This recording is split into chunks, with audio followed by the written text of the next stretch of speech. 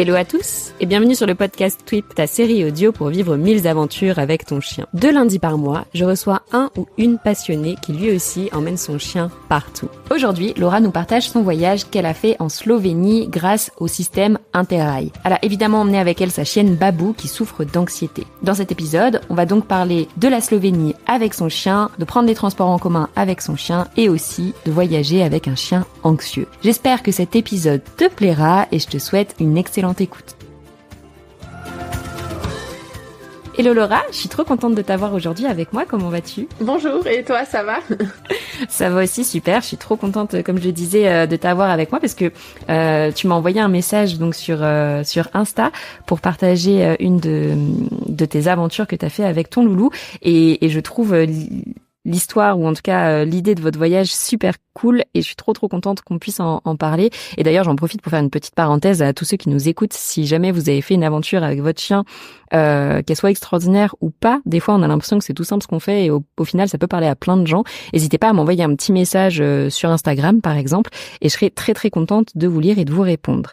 Petite parenthèse fermée. Avant de commencer l'épisode, est-ce que tu veux bien te présenter ? Alors, bonjour tout le monde. Je suis donc Laura. J'ai voyagé notamment dans le cadre de ce qu'on va voir aujourd'hui avec mon compagnon Antonin et nous avons un petit chien adopté qui s'appelle Babou et qui était chienne errante en Roumanie avant qu'on l'adopte. Je suis en effet belge. Donc il y a peut-être un accent qui est un peu différent. Voilà, je travaille dans l'IT. Et mon compagnon est documentaliste. On adore notre chien. En gros, notre vie est fort organisée autour de notre chien. Et donc, ça nous paraissait essentiel qu'elle fasse partie de tous les aspects de notre vie, dont le voyage, vu qu'on a toujours bien aimé bouger depuis qu'on est ensemble. Ça fait longtemps que tu l'as adopté ?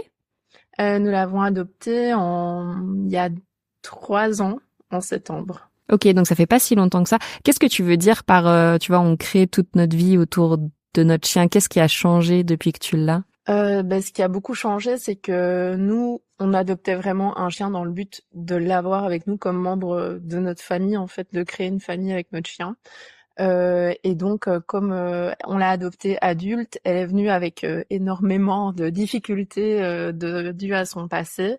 Et donc, on a dû mettre beaucoup de choses en place pour que tout se déroule au mieux pour elle. Aussi, on vit en appartement, donc on est obligé de la sortir 3 à 4 fois par jour. Il y a toute cette dynamique-là. Et donc, voilà, on sortait beaucoup, etc. Donc maintenant, c'est vraiment, on va sortir notre chien et puis on va boire un verre si on a toujours envie. Ce genre de choses. Après, je crois que la majorité des gens qui ont des chiens avec eux dans leur vie, c'est le grand chamboulement d'adopter un autre être vivant au sein d'une maison. Oui, ça demande de s'adapter, c'est sûr. C'est clair. Et voilà. Et donc, c'est vrai que je pense que la particularité de Babou, c'est toute son anxiété, parce que c'est un chien très anxieux. On est toujours en suivi comportementaliste. Et en fait, voilà, donc on fait plein d'exercices, on adopte vraiment un mode de vie et on essaye de faire pour qu'elle se sente le moins anxieuse possible et le mieux avec nous, quoi. Ok. Comment ça se manifeste, son anxiété dans la vie de tous les jours ? Par exemple, Babou, elle est super épanouie dehors, mais elle déteste être à l'intérieur, par exemple. Donc, elle va les petits bruits, elle va fort sursauter. Elle est pas apathique à l'intérieur, mais elle est hyper calme. Donc là, par exemple, elle est à côté de moi et on n'entend rien du tout. Elle fait dodo beaucoup. Elle a peur de la gamelle. Donc c'est vraiment des petits trucs comme ça où on a quand même pas mal de mise en place à faire pour elle. Et oui, évidemment, ce suivi comportementaliste qui est essentiel. Et voilà. Et vous l'avez depuis le début, ce suivi ? Ça a changé des choses ? Enfin, tu vois un impact vraiment par ce suivi ? Oui, ça a changé beaucoup de choses. Elle est déjà beaucoup moins anxieuse qu'avant. Il a fallu plus de 6 mois pour qu'elle vienne nous faire un câlin, par exemple. C'est quand même... voilà, c'était... Après, grâce à elle, j'ai appris tellement de choses. Notamment par rapport à l'éducation canine et par rapport justement à l'éducation positive et bienveillante, etc. Donc ça m'a vraiment ouvert les yeux sur un monde différent en termes d'éducation et j'ai trouvé ça aussi génial et avec des chiens anxieux, c'est vraiment quelque chose sur lequel on transige pas, de lui laisser le temps et de pouvoir adapter l'environnement à elle. Voilà. Ok. Et il y a une raison qui a fait que vous avez voulu adopter un chien de Roumanie, un chien adulte? Alors les parents d'Antonin ont une association d'adoption de galgos d'Espagne, donc c'est différent vu que c'est des galgos d'Espagne. Mais il y a déjà une sensibilité chez nous par rapport au sauvetage des animaux et aux causes animales. On est aussi tous les deux végétariens. Enfin voilà, il y a pas mal de trucs où on est déjà sensibilisés à tout ça. Et donc pour nous c'était, enfin on concevait pas par rapport à nos pensées. D'acheter ou d'adopter un animal en élevage plutôt. Et donc voilà, on s'est un peu renseigné. À un moment, on pensait à la SPA en Belgique. Donc je sais pas si ça s'appelle la SPA aussi en France. Si, ouais. Ok. Mais on trouvait pas de chiens qui seraient ok dans notre appartement. C'était fort des gros chiens, genre des bergers, des trucs comme ça. Et c'est vrai qu'on n'a pas un mode de vie qui permettait de répondre aux besoins d'un gros berger allemand ou d'un malinois. Donc voilà, on s'est tourné vers cette association-là qui nous a été recommandée. Et voilà. Tu peux nous la décrire? C'est une petite chienne de 5,5 kg, ce qui est assez important aussi dans le cadre, dans le cadre du voyage qu'on va décrire. Vous verrez plus tard, plus tard dans l'épisode.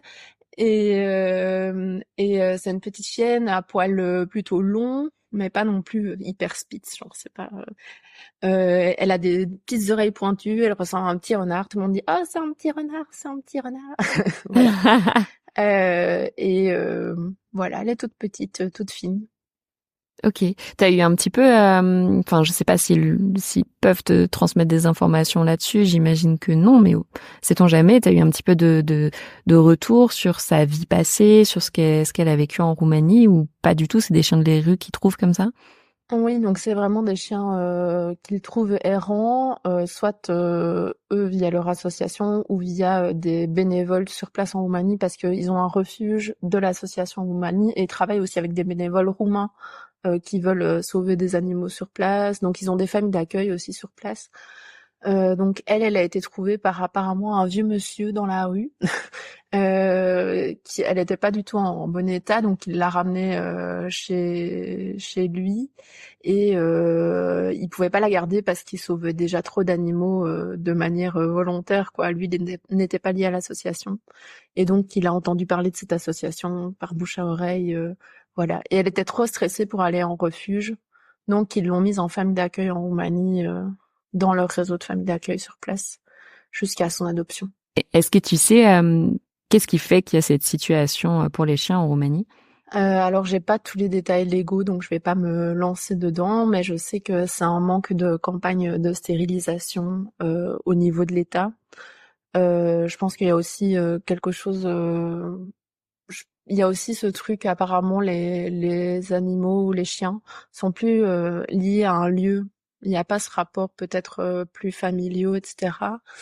Et puis moi je pense que c'est surtout oui ce problème de stérilisation générale et je pense qu'il y a aussi, je sais pas si c'est lié exactement, mais par exemple les usines à chiots des différents pays de l'Est où ben il y a un peu les rebuts des usines, voilà, qui sont pas achetés ou qui sont pas adoptés. Et donc voilà, c'est un peu, je dirais que c'est multifactoriel. Mais après, j'ai pas vraiment du tout tous les détails légaux et j'ai pas, enfin voilà, c'est pas ma connaissance. Par contre, il y a plein de spécialistes qui parlent de ça, notamment Vox Canis. Voilà, si des gens ont besoin de ressources, voilà, c'est intéressant. Je rajouterai tout ça en description. Donc, tu m'avais envoyé un message pour parler d'un voyage en particulier. Je sais pas si c'est le premier voyage que t'as fait ou pas du tout. Non, avec Babou, c'est le deuxième. Ok. Et donc, l'idée, c'était de partir donc de Belgique jusqu'en Slovénie en transport en commun, en fait. Oui, c'est ça. Comment vous avez eu cette idée? Alors déjà, nous, on n'a pas de voiture et on n'a pas le permis, donc ça enlève déjà pas mal, pas mal de possibilités. Vous vivez dans une grande ville en Belgique? On vit en ville, oui. Ok. On vit à Liège. Ok. Donc c'est Oui, une donc plutôt grande ville grande de ville. Belgique. Ouais. Ce qui aide aussi quand on n'a pas le permis. Oui, c'est ça. Sinon, on saurait pas. À la campagne en Belgique, les transports, c'est pas ça. Il en faudrait plus, mais c'est pas ça. Oui, on n'a pas le permis, donc ça déjà ça simplifie la chose. Ensuite, moi j'ai un truc, c'est que j'adore voyager, mais prendre l'avion, déjà ça m'angoisse.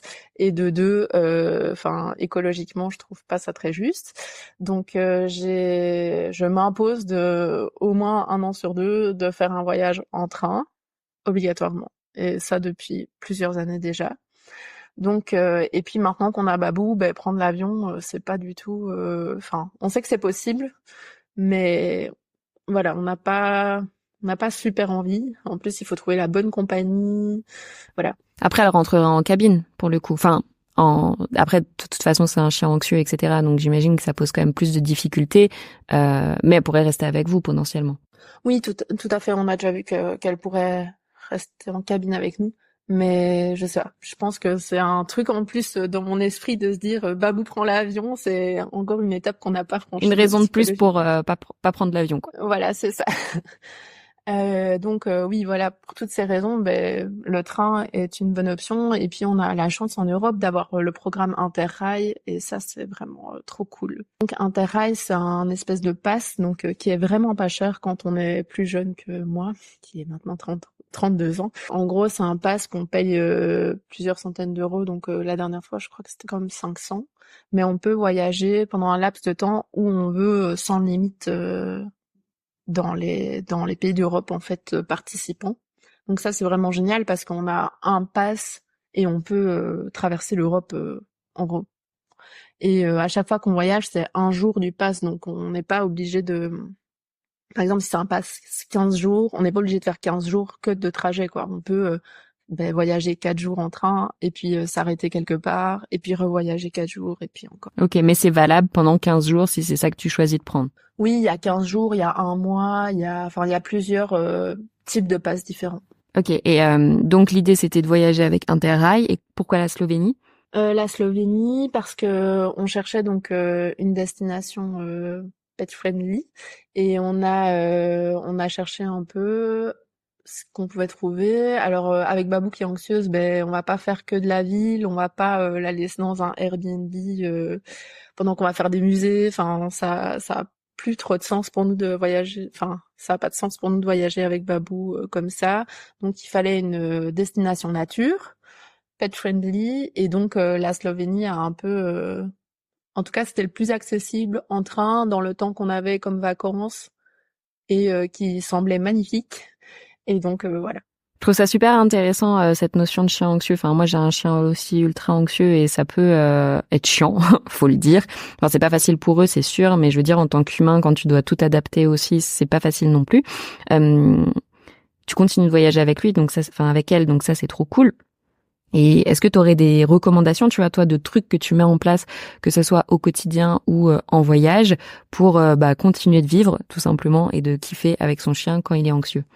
Moi je dirais que la première chose c'est travailler quand il est pas fatigué et pas lui imposer du travail enfin tout le temps quoi. Donc vraiment se faire accompagner si on a les moyens, pour moi c'est vraiment la base avec quelqu'un à jour sur les méthodes et en éthologie. Euh, et pour les chiens anxieux, je crois qu'il faut vraiment respecter le rythme du chien. Voilà. Et en gros, c'est clair. Après, on décide, voilà, on va partir en voyage. Malheureusement, on peut pas forcément respecter son rythme parce qu'on a des congés à poser, ce genre de choses. Mais par exemple, pour l'Allemagne, on devait la mettre en sac, donc dans un sac pour chien, en gros, parce que le billet de train chien en Allemagne est vraiment extrêmement cher. C'est comme un billet d'un enfant de moins de 12 ans, en gros. Enfin, extrêmement cher, j'exagère, mais c'est quand même un prix. En Belgique, c'est 3 euros, quoi. Du coup, c'est pas du tout ce prix-là. Euh, et donc, on s'est dit, on va la mettre en sac parce que c'est gratuit. On a la chance qu'elle fasse 5,5 kg. Donc, plusieurs mois avant, ce que j'ai fait, c'est que j'en ai parlé à ma comportementaliste de ce projet de voyage. Et donc, on a travaillé le sac pour qu'elle essaye d'accepter de rentrer dans le sac seule. Ça, c'était l'objectif final, c'était elle rentre dans le sac seule. Voilà. Donc, on a acheté le sac et puis on a fait des exercices plusieurs fois par semaine pour qu'elle accepte le sac. Ça ne s'est pas passé comme prévu parce que Babou est tellement anxieuse, elle a tellement peur des objets qu'elle connaît pas ou des objets trop humains, j'appelle ça comme ça, mais qui ont pas de sens pour les chiens. Par exemple, elle, une poubelle en plastique qui n'est pas un sac, qui est dans la rue, ben elle comprend pas quoi, donc elle a super peur, par exemple. Enfin bref, voilà le petit aparté. Et donc, on a vraiment travaillé ce sac, mais plusieurs mois à l'avance pour être sûr que le sac ne soit pas un truc hyper traumatisant où on la tape dedans, genre en se battant avec elle limite. Alors, on n'a pas réussi à ce qu'elle rentre seule dedans, parce qu'il aurait fallu encore plus de temps, je crois, et peut-être un sac différent, parce que la forme des objets a beaucoup d'importance dans le travail. Donc, moi, je pense que si je dois réessayer, j'achèterai un sac un peu plus grand, même si elle voilà, pour essayer un autre type d'objet. Mais voilà, on n'a pas réussi, mais on n'était pas non plus comme on avait déjà dû la mettre dedans pour aller chez le veto parce qu'elle s'était fait mal et qu'elle pouvait pas marcher 30 minutes. Ben, tu vois, on avait dû un peu genre allez, ça va aller et un peu la forcer quoi, un peu être en coercition. Ben là, au moins, on n'était pas non plus dans ce stress-là et elle avait moins de stress par rapport à ce sac justement. Après, voilà, c'était pas parfait.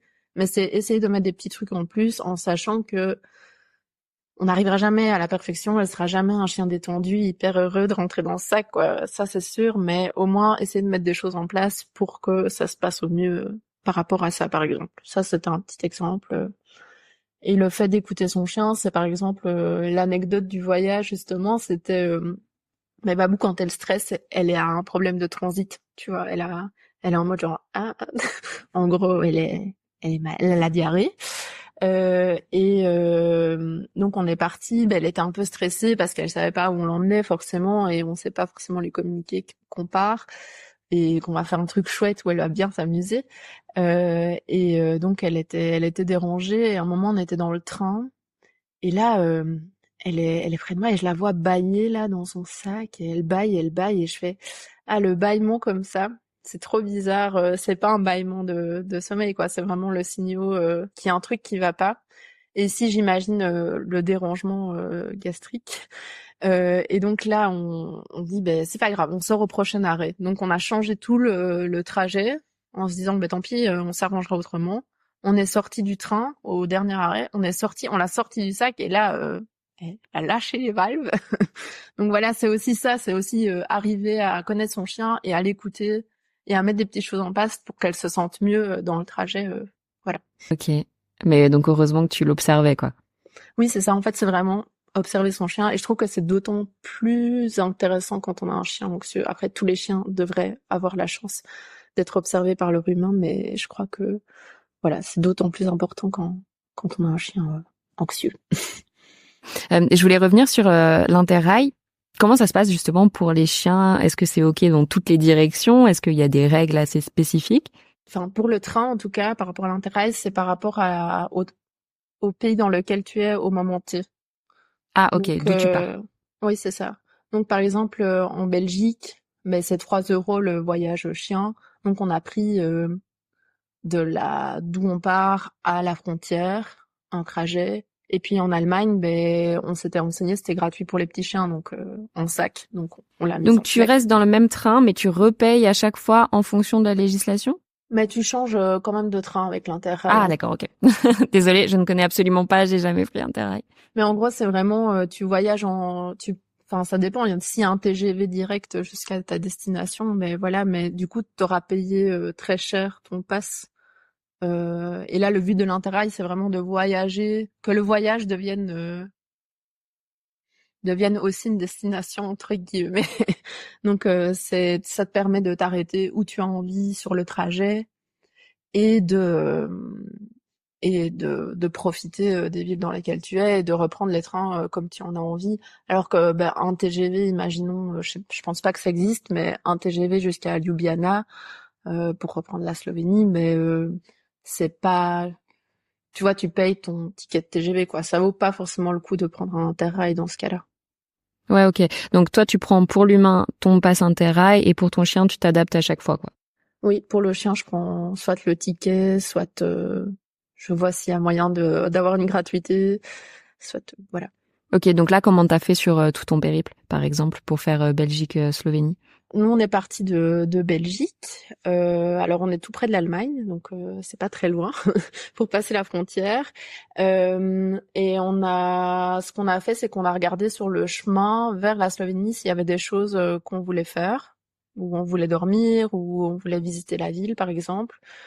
Donc, on regarde la destination, on regarde le pays duquel on part, ici la Belgique, et on regarde un peu ce qui nous intéresserait sur le chemin. Et donc, une fois qu'on arrive ici, c'était Allemagne, Autriche, Slovénie. On a choisi comme ça. Après, on aurait pu faire d'autres chemins, mais on avait envie de passer par Salzbourg en fait, en Autriche. Donc, ce qu'on a fait, c'est que on s'arrête à plusieurs villes sur le chemin, forcément, vu que sinon on devrait faire, je sais pas combien d'heures de train, et on aime quand même dormir dans des chambres. Et pour Babou aussi, il faut qu'elle puisse aller aux T'as toilettes, pas se dégourdir les possibilité de jambes. dormir dans le Interrail? Il existe des trains couchettes ou des trains de nuit. En fait, c'est n'importe quel train que tu prends. Oui, C'est en pas fait, tu peux moi, je prendre. m'imagine un train Interrail. Tu Non, vois ce que je veux dire? ah Non, non, c'est n'importe quelle tu prends compagnie, les n'importe quel train, trains. tu montes dedans. Oui, c'est les trains nationaux que tu prends en fait. Pour les TGV, je crois qu'il y a, si tu veux réserver ta place, il y a un petit supplément. Mais voilà, c'est pas. Et pour les trains couchettes, il y a aussi un supplément forcément. Ok. Donc c'est les trains européens, quoi. Voilà. Oui, c'est ça. C'est tous les Ok, trains d'accord. C'est plus des, clair. des pays qui participent au programme Interrail. Oui, on voulait aller par Salzbourg parce qu'on trouvait que ça avait l'air joli. Donc on est passé par l'Allemagne. On s'est d'abord arrêté à Ulm. Et donc, oui, ce qui se passe aussi avec la Deutsche Bahn, c'est que il y a beaucoup de retard et il y a beaucoup de petits problèmes de train. Donc, il faut être hyper flexible sur la manière dont on voyage. C'est ça aussi de voyager avec les transports, c'est que avec une voiture, tu peux avoir une panne, mais voilà, ça dépend un peu de toi, quoi. Avec les transports, ça ne dépend pas toujours de toi. Et en fonction du pays, ça peut être un peu compliqué. Alors, la Deutsche Bahn en Allemagne, c'est super parce qu'il y en a partout tout le temps, mais ils arrivent quasi jamais à destination. Il y a pas mal de problèmes. Donc, il faut pas se dire, je vais arriver à telle heure, ce sera comme ça et ce sera parfait. Ça, c'est pas possible. Il faut vraiment être un peu ouvert sur la flexibilité. Nous, on avait quand même réservé des hôtels, ce qu'on fait pas forcément quand on voyage que nous deux, mais avec Babou, on préférait avoir des chambres où on sait qu'elle sera bien, qu'on devra pas chercher pendant des heures après un hôtel qui veut de nous. Enfin, donc où elle sera bien. Surtout que voyage avec un chien, c'est aussi prévoir des logements qui acceptent les chiens. Contrairement aux humains, ils veulent pas tous des chiens. Donc et aussi c'est prévoir le budget supplément chien dans les hôtels. Donc ça parfois c'est gratuit quand on a beaucoup de chance, mais parfois c'est aussi un peu un frais caché où ils disent que c'est chien friendly et qu'il n'y a pas de supplément, et en fait on arrive là et on te demande 20 € pour la nuit rien que pour ton chien. Ouais, Donc tu peux avoir des grosses surprises et que ça monte vite. Ouais, 20 € par nuit. Si tu l'as pas imaginé, ça monte vite. Et puis en plus, le pire, c'est que généralement, il y a quand même rien qui est prévu pour eux. Enfin, je veux dire, tant qu'à payer, soit, pourquoi pas, tu vois, qu'il y ait plus de ménage, pourquoi pas, de là à ce que ça te coûte 20 € par nuit. Faut faire un nous, on truc a dans la déjà eu des mesure, bonnes quoi. surprises où l'hôtel met des petites gamelles et un petit jouet et tout. Là, on était en mode genre waouh, ok, bon, je comprends. Après, Ça Babou va. s'en fout, n'aime pas les gamelles et n'aime pas les jouets, mais Ouais, bon, mais tu ça sais que c'est un c'est autre vraiment problème. dog friendly. Ils sont contents de les accueillir, quoi. Oui, c'est ça. Et donc là, ouais, c'est un peu aussi dealé avec des hôtels où ben ils sont pas vraiment contents qu'il y ait ton chien, et des fois c'est un peu à la tête du client, on a l'impression. Mais voilà, ça c'est un peu voilà, c'est toujours le truc d'avoir une flexibilité par rapport au voyage et à comment ça se passe avec un chien. En fait, je crois que c'est surtout ça. On voulait vraiment enfin moi surtout, je voulais vraiment aller à Salzbourg parce que c'est une super belle ville, un peu autrichienne classique. Je sais pas comment expliquer ça. Avec des beaux bâtiments, un peu Renaissance, tout ça. Puis ils entretiennent bien, enfin je sais pas, en tout cas pour Salzbourg, mais j'avais été à Vienne et tous les bâtiments sont tellement bien entretenus, tellement beaux, tellement propres, tu vois ça nulle part ailleurs, je crois. Ouais, c'est vraiment c'est vrai que l'Autriche, ils ont quand même, ils sont assez focus sur l'entretien du patrimoine. Voilà, c'est vrai que Vienne, c'est très joli aussi. D'ailleurs, il y a un train de nuit maintenant vers Vienne, ça me donne bien envie de le prendre. Euh, mais en tout cas, à Salzbourg, ben, on est arrivé, ben, il pleuvait. Et du coup, on s'est dit, ben, qu'est-ce qu'on fait? On a quand même finalement passé une nuit, mais on est vite reparti parce que c'était pas du tout agréable de se promener. Parce que quand on a un chien, ben, avec un chien, on est beaucoup dehors, quoi. On va pas se dire, ah, il pleut, bon, on va faire un petit musée. Ben, en fait, il y a pas. Donc, on est beaucoup dehors et donc c'est aussi cette flexibilité là à avoir. Après, ce qui est génial en Allemagne comme en Autriche, c'est quand même ils ont des parcs géniaux. On nous a jamais refusé un seul endroit dans un bar ou quoi que ce soit avec notre chien. Après, c'est un petit chien, donc je sais bien que des fois il y a un peu un délit de faciès en fonction du chien, donc à voir. Mais en tout cas, avec Babou, on nous a jamais refusé un seul endroit à l'intérieur, dans un petit café. Voilà, c'était vraiment assez cool. Oui, c'est ça. Donc il y avait un café, je l'avais noté. Il y avait un café hyper dog friendly parce que à un moment on voulait visiter un cimetière et on peut pas prendre les chiens dans les cimetières normalement. Donc c'était un super beau cimetière et on avait vraiment envie d'aller le voir et donc on a dû faire ça c'est aussi un truc de voyage avec son chien. C'est ben il y en a un qui va voir le cimetière pendant que l'autre reste avec Babou et puis on échange et donc on a trouvé un café juste à côté qui était hyper Oui, c'est ce que gentil j'allais avec dire. Idéalement, faut trouver un petit café pas loin, comme ça t'es posé, t'es bien ouais au c'est ça. chaud et tout. C'est un peu un classique et du coup ben là le café par contre était hyper dog friendly, genre ils ont donné des petites gougouilles pour chiens en plus à Babou, mais à un moment elle a fait tomber des elle a fait tomber des couverts et donc Babou dans sa anxiété totalement folle a flippé, elle a fait un bond de 3 mètres, elle est arrivée derrière moi sur la banquette elle saute super haut, hein. Elle est Ah arrivée oui, oui, bah, derrière j'imagine moi du coup. sur la banquette du resto pour se cacher derrière moi. Et mais par contre, bon, moi j'étais super mal parce que je voulais la rassurer en mode ah, c'est pas grave, c'est les couverts qui sont tombés. Et par contre, ça a fait un peu rire l'entièreté du café parce qu'ils étaient impressionnés que Babou saute si haut. Voilà. Donc sincèrement, il y a quand même une bonne acceptation. En tout cas, on n'a jamais eu des problèmes, ni en Allemagne, ni en Autriche par rapport aux chiens, pour manger, pour boire un verre. Une fois qu'on arrivait à la frontière autrichienne, on était censé reprendre un train pour enfin arriver en Slovénie. Et en fait, on s'est rendu compte qu'il y avait ce train était en travaux juste au moment où on partait. Et donc, c'est encore le truc où, ben voilà, qu'est-ce qu'on va faire? Qu'est-ce qu'on fait? Donc, on a dû prendre un bus. On savait pas si si le chien était autorisé dans les bus. Donc c'est des bus qui traversent les frontières. Donc on l'a mis dans le sac et on est passé un peu en stoum. Donc on saurait pas dire si les chiens sont vraiment les bienvenus, mais c'est encore un truc de voyage avec son chien. C'est parfois, tu vois, il faut un peu tester les limites Ouais. possibles, Bon, moi je trouve. pour le coup, les passages de frontières, c'est un truc que je conseillerais absolument pas de faire comme ça. Genre, tant mieux C'est en pour vous si c'est Europe, c'est en passé. Europe Mais aussi. ouais, en Europe. Mais bon, ça reste un truc quand même délicat, les passages de frontières. Et en fait, on est arrivé finalement, ben, le bus s'arrête à d'autres endroits et après on doit reprendre des trains. Enfin, c'est un peu comme ça les travaux de train, tu vois. Le train Ok. s'arrête, tu reprends Ouais, le il bus. t'emmène à la prochaine gare. Oui, c'est ça. Ok. Mais, et du coup, juste, t'as jamais eu le fin mot de l'histoire de si c'était ok chien ou pas ce bus.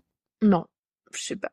Et du coup, là, c'est cool parce qu'en fait, tu te retrouves dans une ville que t'avais pas prévu de voir du tout pour attendre le train suivant. Et là, on s'est retrouvé dans une magnifique ville de montagne. Trop belle, avec une vue de montagne incroyable. Et du coup, ben, on a été faire des tours dans le parc qu'on connaissait pas avec Babou, vu que comme ça, elle se détend un peu entre deux trajets.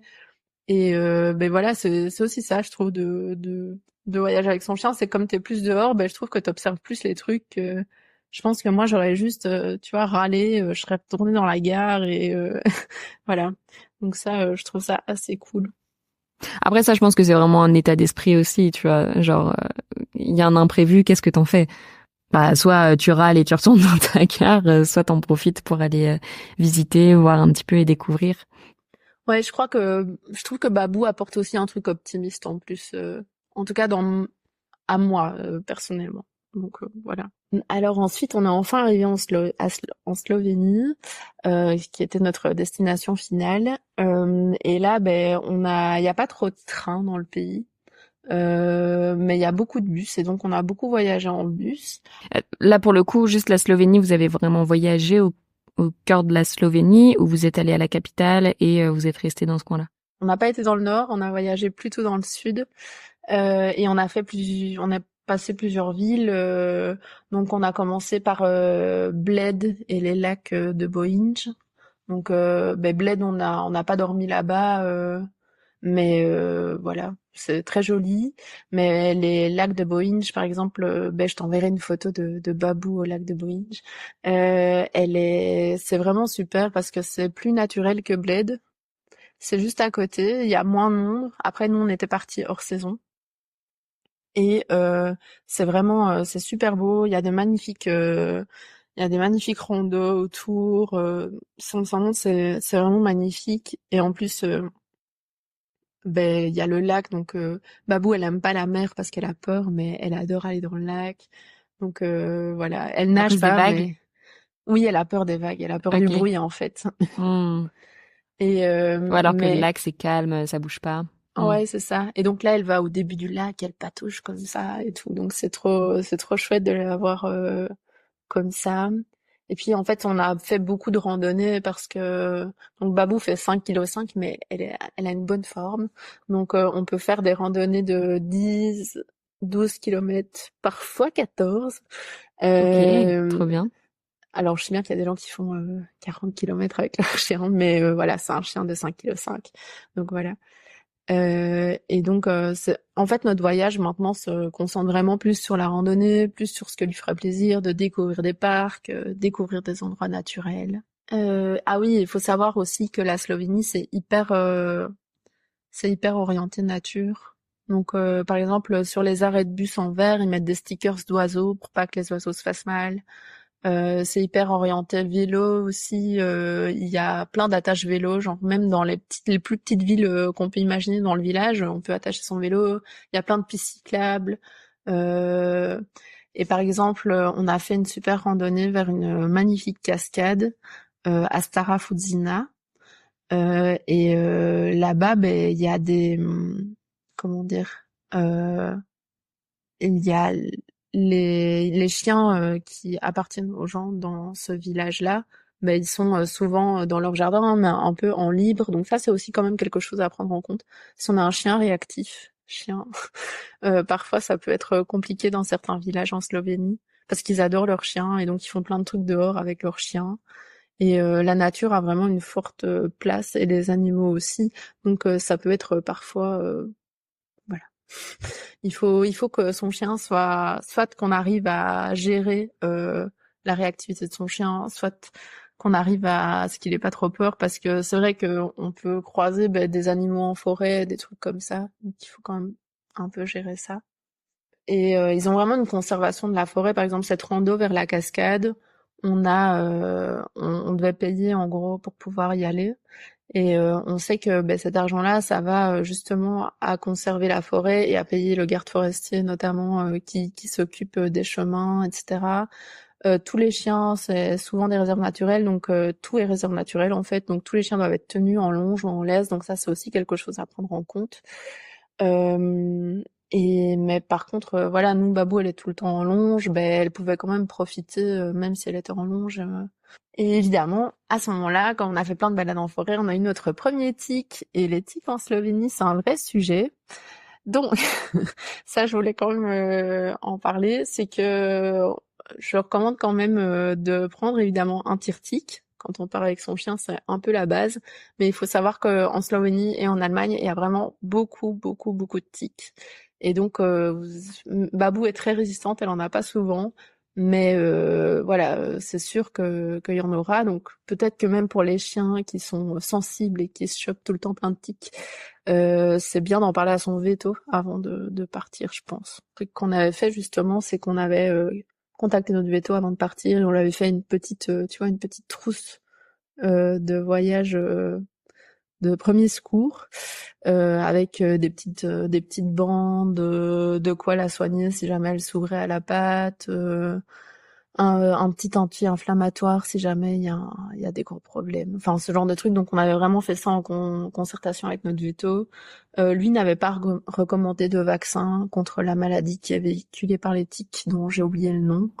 Mais dans tous les cas, ouais, c'est un bon conseil d'aller faire un check-up avec son veto parce que justement, comme tu le disais, lui, il pourra te dire, bah, attention, telle maladie, et comme ça, au moins, tu sais à quoi tu peux faire face. Et c'est vrai que des fois, c'est pas loin, mais il peut y avoir des choses dangereuses. Bah, juste dans le sud de la France, il y a la leishmaniose que t'as pas dans le nord de la France normalement.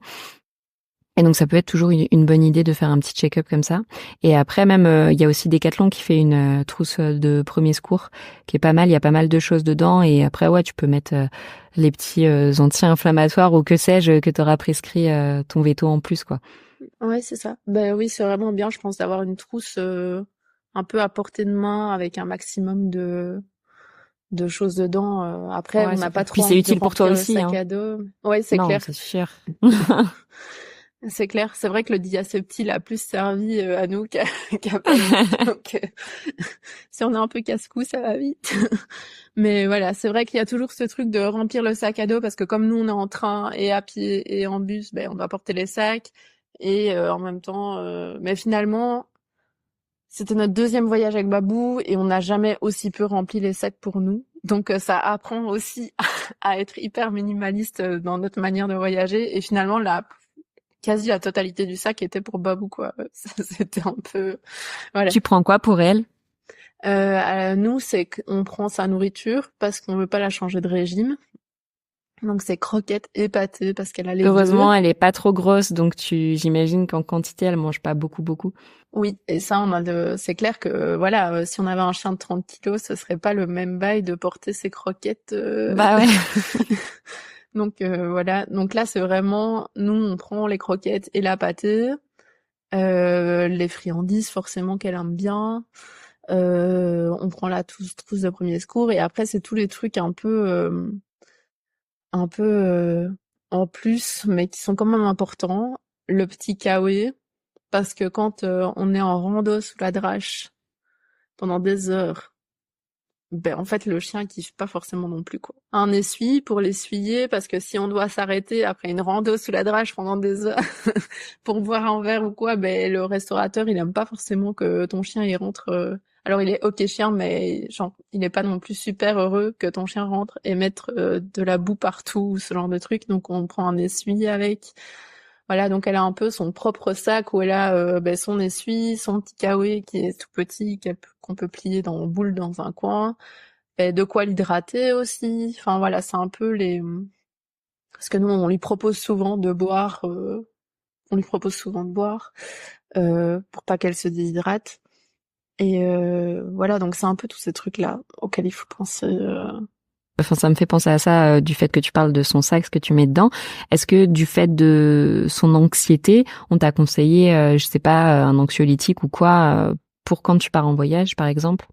On a un moment pensé à ça, mais comme Babou est toujours dans un progrès au niveau comportemental, quand on fait nos exercices, enfin en fait elle a des mini-régressions forcément comme tout le monde, mais elle est toujours dans un progrès régulier, donc on n'a jamais passé le pas de voir un veto comportementaliste et d'avoir des médicaments liés à son anxiété. Voilà. On se dit que si un jour elle est vraiment en plateau et qu'elle progresse plus du tout et que ça devient ingérable, ben forcément il faut voir un spécialiste. Ça sert à rien d'imposer ça à son chien et à soi. Mais voilà, ici on n'a pas cette Ouais, tu lui considération là donnes pour le même moment. pas, je sais pas, des plantes ou un truc, tu vois, avant une période de gros changements, par exemple, comme partir en voyage, un truc pour l'apaiser comme du rescue ou des choses comme ça. On avait essayé quand elle est arrivée parce qu'on était un peu genre en mode oh mon Dieu, on pensait pas adopter un chien comme ça. Et on était un peu perdus, donc on a essayé les rescues, l'huile de CBD. Qu'est-ce qu'on a fait d'autre? On a aussi essayé le collier adaptile il y a pas longtemps, mais on n'a pas vu de gros changements vraiment liés à ça, quoi. Parce que comme on a l'impression que c'est plus ce qu'on met en place au niveau du suivi comportemental qui joue vraiment que vraiment. Oui, après, c'est que des petites aides, c'est pas un truc qui va changer toute sa life. Ouais, c'est clair. Du coup, on sait pas si c'est vraiment, voilà, Efficace ou pas, ouais. si c'est vraiment Ok. efficace. Donc, on fait pas ça. Après, ce qu'on fait beaucoup, ben, c'est plus lui faire des jeux de recherche pour la détendre. Enfin, par exemple, on est entre deux trucs, ben, on va lancer des friandises dans l'herbe pour qu'elle cherche. Ça va la détendre. On va, ben, voilà, faire plus des petits jeux pour elle, entre guillemets, qu'on sait qui lui font plaisir. Et voilà, je sais que ben, les activités olfactives, c'est hyper détendant pour les chiens et c'est hyper important. Ben, voilà, on va mettre ça en place, par exemple. Et donc, c'est durant ce voyage que Babou a pris son premier télésiège et son premier téléphérique. On est allé sur le plateau de Velika Planina. Donc ça, c'est encore un autre endroit, près de la ville de Kamnik. Et là, c'est un magnifique plateau de bergers, en fait. Des anciens villages slovènes de bergers. Et c'est magnifique, mais du coup, c'est à très haute altitude. Donc c'est le télésiège le plus long sans poteau au milieu. Petite anecdote sur le télésiège de Velika Planina. Ben là, on l'a mise encore dans le sac, donc voilà pourquoi c'était hyper important aussi de travailler le sac, parce que sur un télésiège, ben un chien, moi je l'aurais pas senti de mettre mon chien comme ça à côté de moi, ça m'aurait super stressé. C'est Donc là, flippant, ben ouais. voilà, Je confirme. et ben voilà, on l'a mise dans le sac et du coup, ben je me dis je tenais le sac et en fait je pensais qu'elle aurait super peur et que le sac ça servirait de refuge et qu'elle se mettrait dedans, mais en fait elle a trop kiffé, donc c'est aussi des chiens qui sont en soupçon, qui nous donne des moments Qui te surprennent. insoupçonnés, ouais, qui Ouais. surprennent. Et donc, en fait, elle regardait le paysage et voilà, elle regardait. Et puis, encore une fois, ben, le sac nous a bien servi parce que à ce moment-là du voyage, on avait déjà fait subir beaucoup à Babou en termes de marche, aussi de choc émotionnel avec tous les trajets, les changements d'endroit, etc. Donc, ben, le sac, ça nous a servi aussi à un moment. Elle était super crevée. Elle pouvait plus, enfin, elle en avait marre, quoi. Tu voyais qu'elle marchait, mais elle marchait lentement et elle était là, si, je peux continuer. Mais tu voyais bien qu'elle commençait à limite à fermer l'œil en marchant. Donc ben là, on l'a remise dans le sac et en fait, elle s'est endormie, mais directement, tu vois. Donc voilà, c'est ça que je pense que c'est hyper utile et ça nous a vraiment servi de béquille à plein de moments. Et c'était hyper chouette et c'était génial de la voir courir à cet endroit à Velika Planina. C'était magnifique, c'était vraiment superbe. Si un jour vous devez faire quelque chose en Slovénie, je pense que c'est vraiment cet endroit. Ok, c'est noté. Et oui, et ça c'est vraiment un truc à prendre en compte. Ben, c'est la fatigue chez le chat qui est forcément hyper différente que chez nous. Oui, parce que tu le diras pas déjà. Enfin, lui, il est trop en mode ouais, tranquille, je suis. Oui, en fait, il se rend pas compte de tout ce qu'il a encore à faire. Ouais, parce qu'au début de rando, Babou, elle court, tu vois, elle fait des tuk elle fait la chèvre là dans la forêt où elle monte sur les côtés. Elle est vraiment, et en fait, elle se rend pas compte que, en fait, on est parti pour 15 jours et que c'est 15 jours de balade, 15 jours de découverte. Et donc, à partir de ce moment-là, on a vraiment pris conscience qu'en fait, c'était un petit chien et qu'elle était fatiguée et qu'il fallait aussi un peu lui donner du repos parce que en fait on voyait bien, c'est aussi un truc qu'on observe, on voyait bien qu'elle supportait plus certains trucs, quoi, qu'il y avait pas de problème au début du voyage et après en fait elle en avait marre, qu'on vienne, je sais bien que il y a un truc quand elle est en terrasse, tu vois, elle fait un peu de protection de ressources quand elle est posée, elle aime pas que d'autres chiens viennent. Mais là, elle va un peu grogner, mais là, elle était vraiment en mode non, mais c'est fini maintenant, on me laisse me reposer. Donc, c'est aussi observer ça pour se dire ah, il y a un souci, et peut-être que le souci, c'est nous qui avons un peu trop poussé Babou. Ouais, et puis c'est un conseil qui marche pour les petits, mais aussi pour les gros chiens. En soi, un chien, ça dort pratiquement 2 fois plus que nous.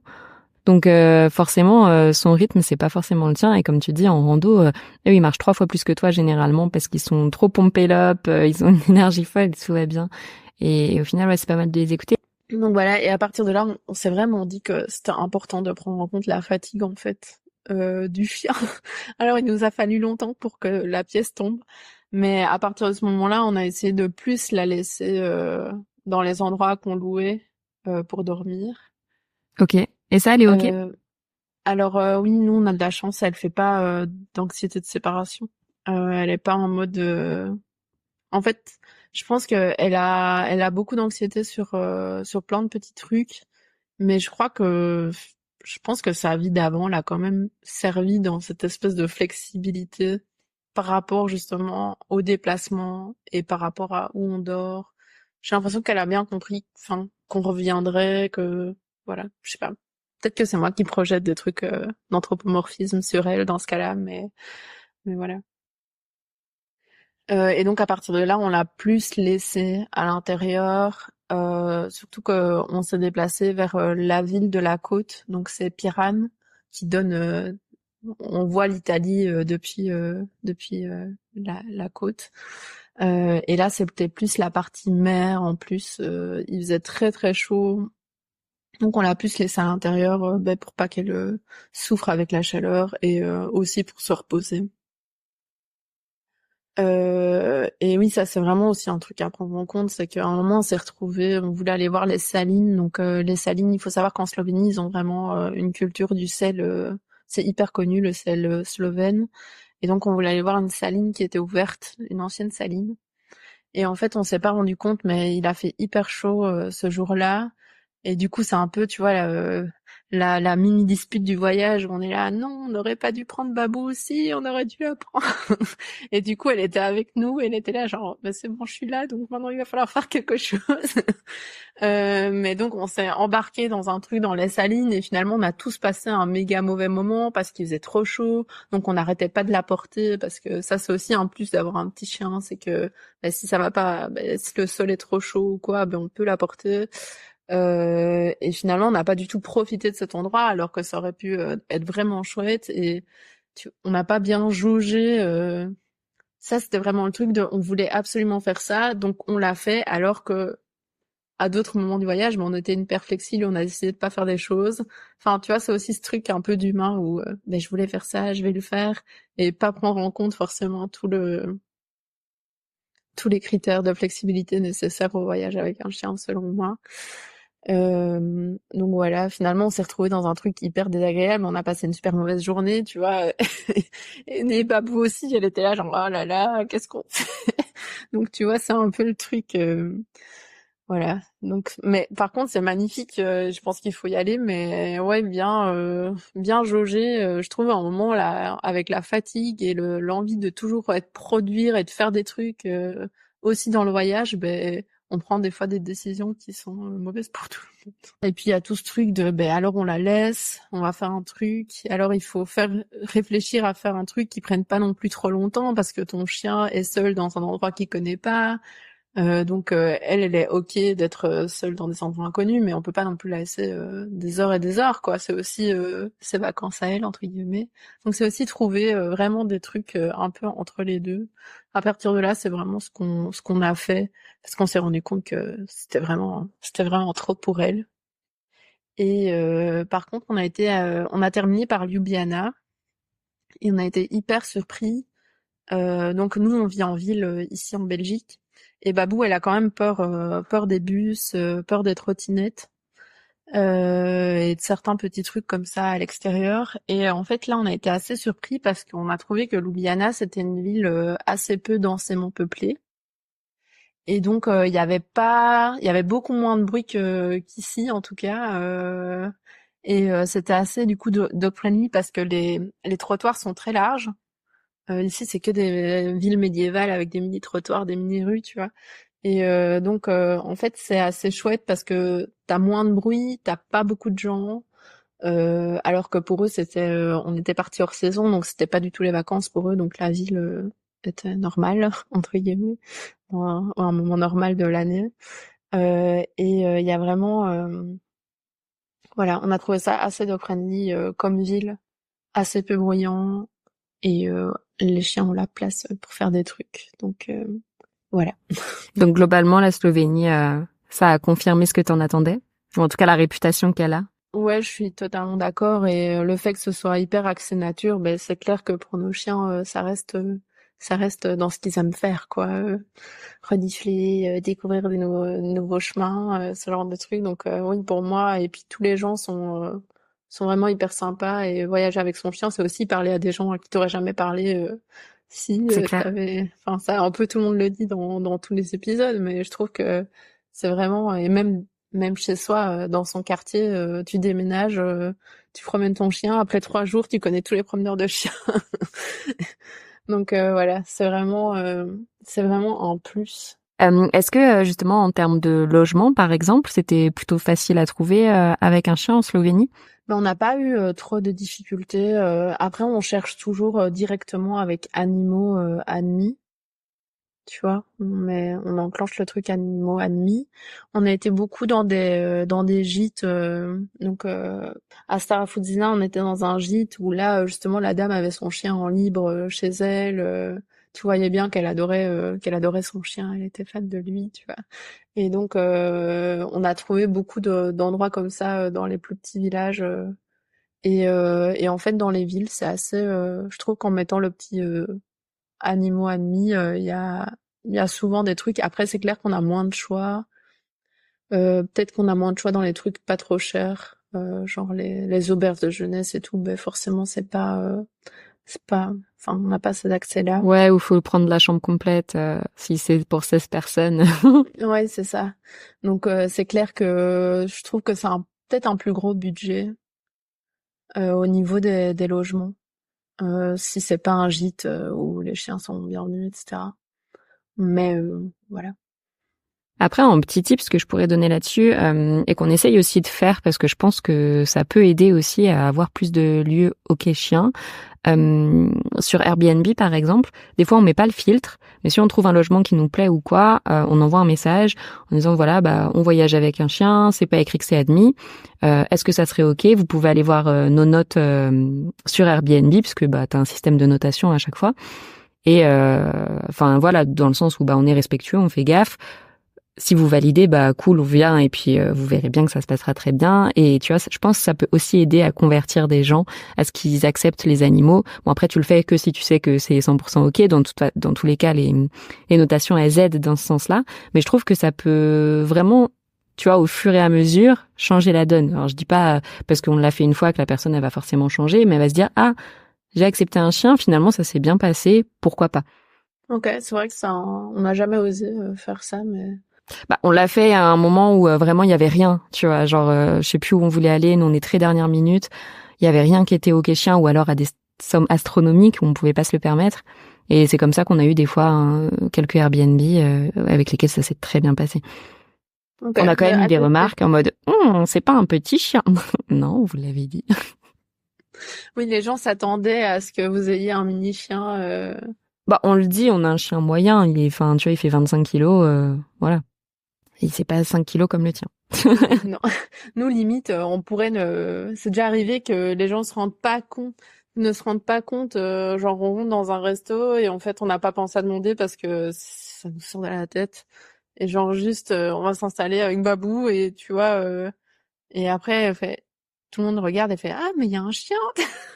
Et je suis là, ah oui, désolé, on n'a pas pensé. Et après, ils font, ah, non, il n'y a pas de problème, elle est trop mignonne, tu vois. Et ben, du coup, il y a un peu ce truc de, ben voilà, voilà, je pense que le fait qu'elle soit petite et mimes, tu vois, ça joue pas mal Ouais, ça aide. dans, Bah voilà. après, tu vois, ça nous est déjà arrivé aussi que les gens le remarquent pas. Pourtant, il est grand, mais tu vois, il se pose et il attend. Généralement, si t'as fait ce qu'il a besoin de faire, tu vois, qu'il se dépense et tout, qu'il vive sa petite vie comme il l'entend, après, il se pose. Ouais, ça, il est zen. Elle se cache carrément en dessous des banquettes et des chaises. Bon, elle a pas de mal, j'imagine, à se cacher. Non, non, elle est vraiment, même dans le train, souvent, elle se met en dessous de notre banquette, en fait. Elle a vraiment Ouais, ce ouais, sans truc-là où, sécurité, quoi. oui, c'est Hmm. ça. Comme ça, elle peut observer tout ce qui vient, et voilà. Et on la laisse faire parce que si c'est comme ça qu'elle se sent mieux. Au moins, elle trouve ce qui lui convient à elle, quoi. Oui, je crois que elle a vraiment ce truc où, elle a vraiment ce truc où elle peut s'exprimer. Enfin, elle arrive à s'exprimer sur ce qu'elle veut faire, même en balade. Et nous, c'est pas un truc qu'on voulait. aller contre. On veut justement qu'elle s'exprime et qu'elle développe ce truc-là, vu que c'est un chien justement qui a de l'anxiété. Et voilà, donc après c'est aussi des difficultés, quoi. C'est mais Oui, non, mais voilà. c'est sûr, mais c'est super intéressant parce que c'est vrai que en tant qu'humain, on choisit absolument tout dans leur vie en soi. Ce qu'ils mangent, quand ils dorment, quand ils font pipi, quand ils font caca, quand ils vont se promener, enfin, s'ils vont se promener ou pas, enfin, on gère absolument tout. Donc pouvoir leur laisser un petit peu de liberté là-dessus, je trouve ça trop chouette et autant le faire tant qu'on peut, quoi. Pareil, des fois en balade, ça m'arrive tu vas me dire, je vais faire le tour de d'habitude, j'ai la flemme d'aller plus loin et tout, et ça sera tout. Et lui, il sait très bien où il veut aller. Et du coup, il va sur le grand chemin et il te regarde en mode, bah, c'est pas là qu'on va. T'es là, bon, d'accord, on va faire le grand chemin aujourd'hui. Ouais, c'est ça. Et nous pousse aussi un peu au dehors de Oui. nos limites. C'est quand même agréable. Mais je trouve ça chouette de leur laisser cette possibilité de s'exprimer dans ce qu'ils veulent et ne veulent pas faire. Ouais, c'est vraiment. Parce que, enfin, moi, quand j'ai grandi avec un chien, tu vois, c'était un peu genre le chien de famille et c'était un chien, tu vois, genre t'as vraiment ce truc où il pouvait pas aller sur le canapé. Euh, Tu vois, il avait le jardin et voilà, tu vois, enfin, il vivait avec nous dans la maison, mais c'était un peu à l'ancienne, je veux dire ça comme ça, même si je crois que dans les anciennes générations, il y a des gens qui considéraient très très bien leur chien. Mais mais ouais, du coup, moi, je découvre un peu ce que c'est de vraiment vivre avec un chien, tu vois, dans un rapport pas égal, parce que ce serait faux de dire ça, mais le plus de, le plus possible, en tout cas, de la considérer comme un autre membre de la famille, quoi. Donc, voilà. Je pense que j'ai fait le tour de mes questions sur ce voyage-là. Est-ce qu'il y a des choses dont on n'a pas parlé aujourd'hui que tu aurais aimé ajouter? Je pense que j'aimerais dire aux gens qui ont des chiens anxieux et sensibles ou réactifs de se mettre des limites pour son chien, pour qu'il soit bien, mais aussi de parce que des fois quand on se sent parfois isolé dans ces problématiques-là et on se dit ben en fait du coup je vais rien faire et je vais vraiment me focus sur comment il se sent, etc. Mais je pense que c'est important de d'essayer de faire des choses et de pouvoir se laisser une porte de sortie si jamais ça va pas du tout, forcément, mais d'essayer de faire des choses. Et nous, au début, avec Babou, on pensait qu'on voyagerait jamais parce qu'elle est vraiment arrivée dans un état super dur. Mais en fait, après plusieurs années, ben, on a réouvert la possibilité, après 2 ans, du coup, on a réouvert la possibilité d'un voyage et en fait, ça a été possible. Et voilà, après, ça dépend forcément du niveau et du chien et de ses progrès et de ses régressions, mais je trouve que c'est important de le dire et de pas rester seul aussi dans ce truc-là. Parce que des fois, on a vraiment ce truc où on adopte un chien, on a plein d'idées de ce qu'on va pouvoir faire avec et en fait, rien n'est possible.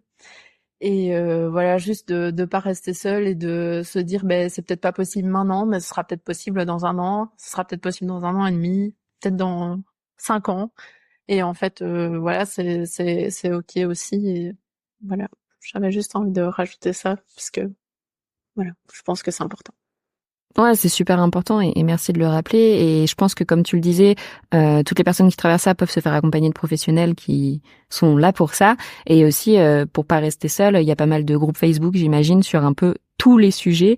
Donc vous trouverez forcément une oreille attentive là-dessus, je pense, sur les sujets ou sur les thématiques intéressantes pour vous.